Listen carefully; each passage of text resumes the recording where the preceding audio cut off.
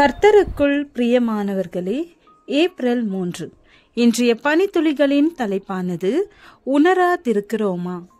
வசனம் மத்தேயு 24வது அதிகாரம் 37வது வசனம். நோவாவின் காலத்தில் எப்படி நடந்ததோ அப்படியே மனுஷகுமாரன் வரும் காலத்திலும் நடக்கும். அவர் ஒலிவ மலையின் மேல் உட்கார்ந்திருக்கையில் சீஷர்கள் அவரிடத்தில் தனித்து வந்து, இவைகள் எப்பொழுது சம்பவிக்கும்? உம்முடைய வருகைக்கும் உலகத்தின் முடிவுக்கும் அடையாளம் என்ன?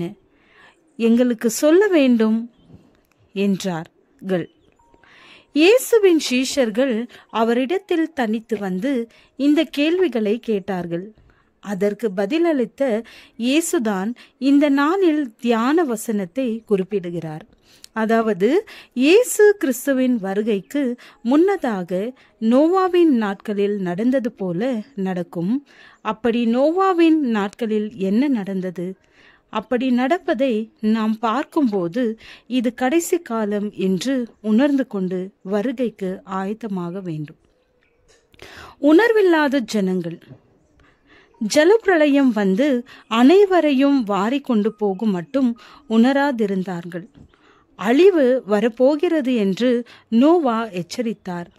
பேழையை உண்டு பண்ணினார். ஆனால் அந்த ஜனங்கள் எதையும் பற்றி கவலைப்படாமல் நிர்விசாரமாகவே வாழ்ந்து கொண்டு இருந்தார்கள். பாவத்தை பற்றி உணர்வு இல்லை. மனம் திரும்புதலை பற்றி உணர்வு இல்லை. மனுஷனுடைய அக்கிரமம் பூமியிலே பெருகினது என்றும் அவன் இருதயத்து நினைவுகளின் தோற்றமெல்லாம் நித்தமும் பொல்லாததே என்றும் கர்த்தர் கண்டு, இதே நிலையை இன்று காண முடிகின்றதா? செய்தித்தாள்களிலும் ஊடகங்களிலும் அக்கிரமத்தின் பெருக்கத்தை நமக்கு தெரிவிக்கின்றன. எனவே நாம் உணர்வுள்ளவர்களாக ஜீவித்து இரட்சிப்பின் அனுபவத்தில் வாழ்வோம். 2வது, சீர்கேடும் கொடுமையும் நிறைந்த உலகம். தேவன் பூமியை பார்த்தார். இதோ அது சீர்கெட்டதாயிருந்தது. சீர்கேடும் கொடுமையும் என்றால் என்ன? இப்பொழுது நாம் வசிக்கும் உலகம் எந்த நிலைமையில் உள்ளது?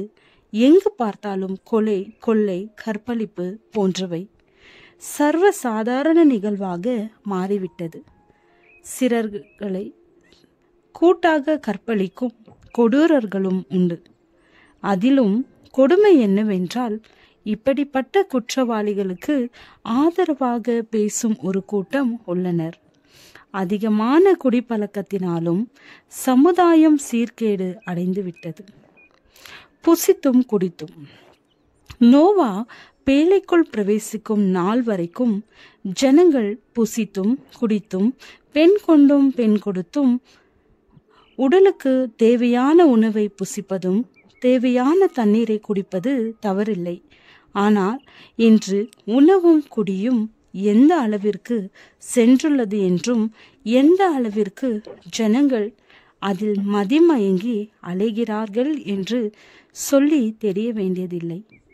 கிறிஸ்துவின் வருகைக்கான இப்படிப்பட்ட அடையாளங்களை பார்க்கும்போது அவரது வருகைக்காக ஆயத்தப்படுவது எவ்வளவு அவசியம் என்று தெரிகிறது.